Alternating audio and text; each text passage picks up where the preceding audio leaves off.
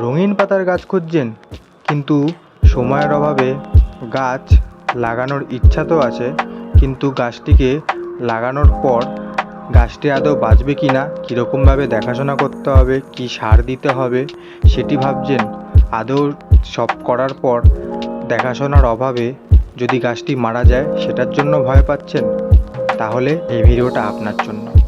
আজকে কথা বলবো সিঙ্গোনিয়াম গাছের ব্যাপারে, যেটিকে আপনারা ইনডোর এবং আউটডোর খুব সহজেই আপনারা এটিকে করতে পারবেন। সবাইকে নমস্কার, আমি শুভজিৎ, গাছ লাগান প্রাণ বাঁচান চ্যানেলে আপনাদের সবাইকে স্বাগত। ভিডিওটি ভালো লাগলে সাবস্ক্রাইব করবেন আমার চ্যানেল এবং লাইক করে দেবেন।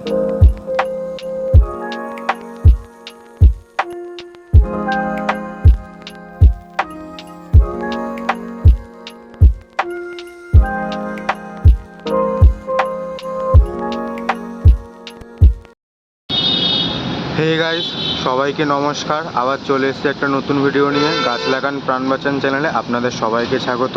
আশা করছি আপনারা সবাই ভালো আছেন। ভিডিওটি ভালো লাগলে লাইক, কমেন্ট এবং শেয়ার। আজকের টপিকটি হলো সিঙ্গোনিয়াম প্ল্যান্ট কিভাবে আপনারা বাড়িতে অনায়াসে খুব সহজে করবেন। এই গাছটি আমার 1 বছর পুরনো একটি গাছ। এটিকে আমি একটি প্লাস্টিকের গামলার মধ্যে লাগিয়েছিলাম। এই গাছটি বিশেষ করে ইনডোর এবং আউটডোর দুটোতেই রাখা যায়। ইনডোরে বিশেষ করে আমি দেখেছি অনেকের বাড়িতেই এই গাছটি দিয়ে সাজানো ঘর ইনডোর হিসাবে রাখা। এটি একটি খুব জনপ্রিয় ইনডোর প্ল্যান্টগুলির মধ্যে অন্যতম একটি। খুব ইজি টু গ্রো, আর কাটিংয়ের মাধ্যমেও খুব সহজে আপনি চারা গাছ তৈরি করে দিতে পারবেন। আমার এই গাছটি আউটডোর হিসাবে রাখা আছে। এইটাতে ডাইরেক্ট সানলাইট পড়ে। কত সুন্দর প্যাটার্নটা দেখুন, হোয়াইট কালারের।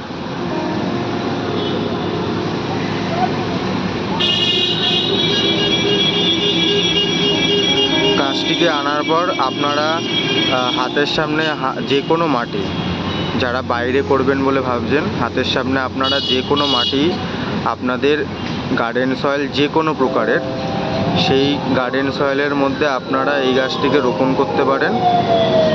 কোনো রকম কোনো সার এবং এক্সট্রা ফার্টিলাইজারের কোনো প্রয়োজন নেই গাছটাতে। গাছটা এমনিতেই নর্মাল মাটিতে খুব সুন্দর বেড়ে ওঠে এবং খুব সুন্দর পাতার রং হয়।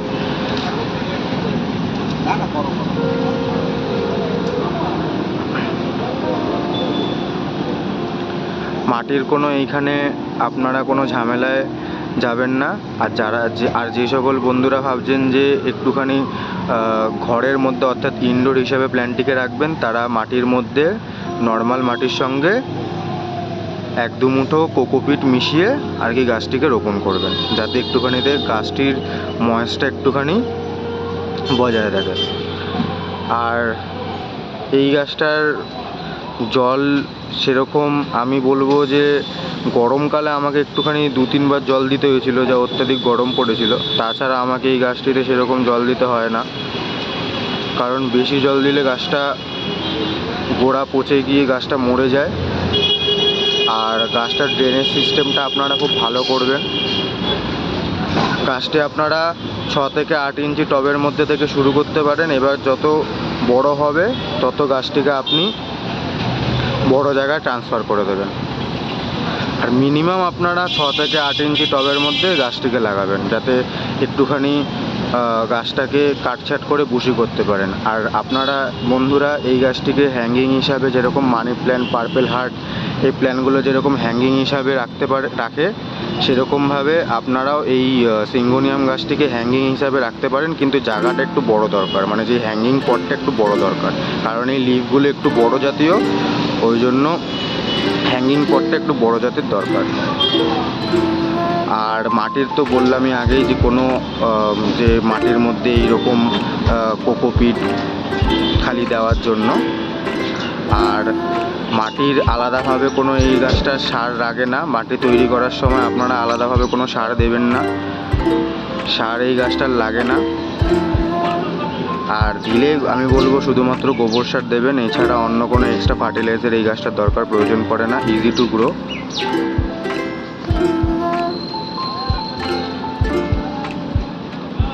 আমি এই গাছটাকে লতিয়ে যেতে দিইনি, এটা একটা লতানো প্রকৃতির গাছ, মানি প্ল্যান্টের মতন। আমি যখনই গাছটা বেড়ে যায় তখনই গাছটাকে মাথাগুলো একটুখানি কেটে দিই এবং কেটে গাছ বসাই, মানে সেই মাথাটাকে কেটে বসাই এবং ওখান থেকে নতুন চারা গাছ তৈরি করি।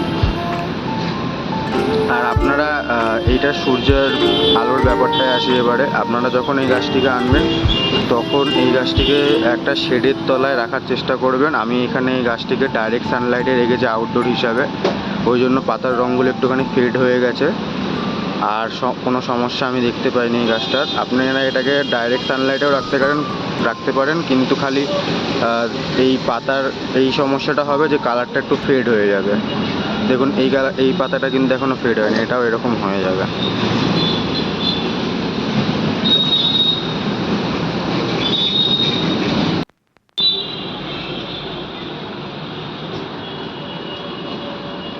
এই দেখুন বন্ধুরা, এখানেও আমার একটা সিঙ্গোনিয়ামের প্ল্যান্ট আছে। আমি ওই বড়ো মাদার প্ল্যান্টটার থেকে এইখানে এই কাটিংয়ের মাধ্যমে আর কি একটা দইয়ের ভাঁড়ের মধ্যে এই গাছটাকে গ্রো করেছিলাম। এইটা আমার শেডের নিচে রয়েছে, ওই জন্য দেখুন ওই গাছটার থেকে এই গাছটার পাতার রঙগুলোর প্যাটার্নটা খুব সুন্দর। আপনাদেরকে ওই জন্যই বলছি যে আপনারা যখন সিঙ্গোনিয়াম গাছটা আপনাদের বাগানে আনবেন বা ছাদ বাগানে আনবেন, তখন আপনারা যেন একটা কোনো শেডের তলায় গাছটাকে রাখেন, যাতে আপনারা এত সুন্দর কালারটা পান। শেডের তলায় রাখলে আর কিছুই না, কালারটা ভালো আসবে আর প্যাটার্নটা খুব সুন্দর আসবে, কালারটা ফেড হয়ে যাবে না। আপনারা আউটডোর হিসাবে ডাইরেক্ট সানলাইটের তলায় রাখতে পারেন, কিন্তু আপনাদের পাতার কালারটা ফেড হয়ে যাবে। আর সেরকম কোনো পোকামাকড়ের উপদ্রব রোগ আমি এই গাছটার দেখিনি। কোনো রকম কোনো এক্সট্রা করে সার এবং কীটনাশক প্রয়োগ করতে হয় না গাছটার ক্ষেত্রে। আর শুধুমাত্র কোনো আশেপাশে লেবু গাছ থাকলে অথবা জবা গাছ থাকলে সেইখান থেকে মিলিবাগ আর পোকামাকড় এই গাছের পাতাটা খেয়ে নিতে পারে, আমি এটা দেখেছি একবার। তাছাড়া এই গাছটার কোনো রকম কোনো পোকামাকড় আক্রমণ করে না, তাই জন্য আপনাকে এক্সট্রা করে কোনো কীটনাশক দিতে হবে না। খুব ইজি টু কেয়ার প্ল্যান্ট, আপনারা অতি সহজেই আপনাদের বাড়িতে রাখতে পারেন। কালারফুল লিফ প্ল্যান্টের মধ্যে এটি একটি অন্যতম প্ল্যান্ট। আপনারা এটাকে আউটডোর হিসাবেও রাখতে পারেন এবং ইনডোর হিসাবেও রাখতে পারেন। সো ফ্রেন্ডস, এটা আমার ইনডোর রাখা সিঙ্গোনিয়াম প্ল্যান্ট। এটা আমি ওই মাদার প্ল্যান্টেরই মাথা কেটে লাগিয়েছিলাম। এটার বয়স এখনও পর্যন্ত 1 মাস হয়ে গেছে। এটারও 5টা পাতার মতন ছিল, এখন আমি 3টে পাতা কেটে দিয়েছি 2 দিন আগে। ওটা একটু বড় সাইজের হয়ে গেছিলো বলে দেখুন নতুন পাতা বেরাচ্ছে এইখানে।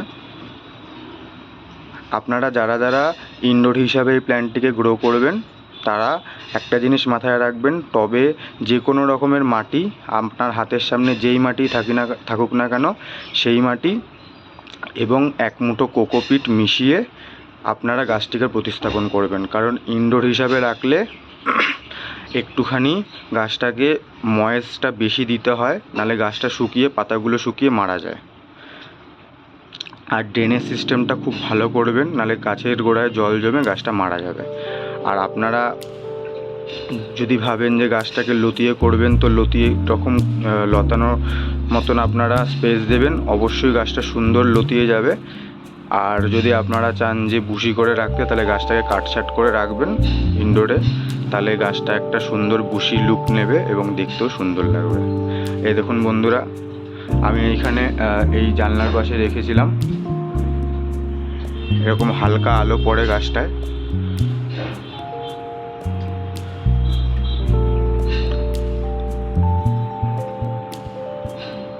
এখানে আমার একটা লাকি ব্যাম্বুর প্ল্যান্ট আছে। এটা ফার্স্টে জলেই ছিল, খালি আমার জলটা বারবার চেঞ্জ করতে হয় বলে এটাকে আমি মাটিতে রিপোর্ট করেছি। আর এখানে আমার একটা মানি প্ল্যান্ট আছে, যেটাকে আমি জলের মধ্যে গ্রো করছি।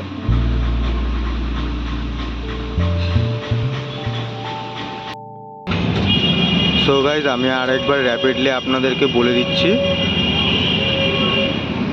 এটা সিঙ্গোনিয়াম প্ল্যান্ট। এটা আপনারা ইনডোর আউটডোর দুটোতেই খুব ভালোভাবে আপনারা এই গাছটিকে করতে পারবেন। এটা ইজি টু গ্রো প্ল্যান্ট, খুব সহজেই কাটিংয়ের মাধ্যমে আপনাদের কাটিং থেকে চারা গাছে রূপান্তরিত হয়ে যাবে। মাটির কোনো পরিমাণে কোনো রিকোয়ারমেন্ট নেই, কোনো রকম কোনো সার লাগে না। আপনারা হাতের সামনে যে কোনো মাটিতে আপনারা লাগাতে পারেন। যারা ইনডোর করবেন তারা শুধুমাত্র ড্রেনেজ সিস্টেমটা ভালো করবেন এবং মাটির সঙ্গে 2 মুঠো কোকোপিট দিয়ে আর কি গাছটিকে বসিয়ে দেবেন। এবার আসি জলের বিষয়। জল আপনাকে খুব ভালোভাবে দিতে হবে এটা আমি বলবো না, আপনারা দিনে একবার জল দেবেন, ঠিক আছে? তাহলেই হবে। মাটিতে যেন জল না দাঁড়ায়, ড্রেনেজ সিস্টেমটা আপনারা ভালো করবেন, না হলে গাছের গোড়ার মাটিতে জল জমে গাছের গোড়া পচে গিয়ে গাছটা মরে যাবে। যারা হ্যাঙ্গিং করবেন বলে ভাবছেন তারা অবশ্যই আপনারা হ্যাঙ্গিং পটটির নিচে যেই ফুটো করার জায়গাটি থাকে সেখানে আপনারা হোলগুলো করবেন, নাহলে জল জমে গাছটি মারা যাবে।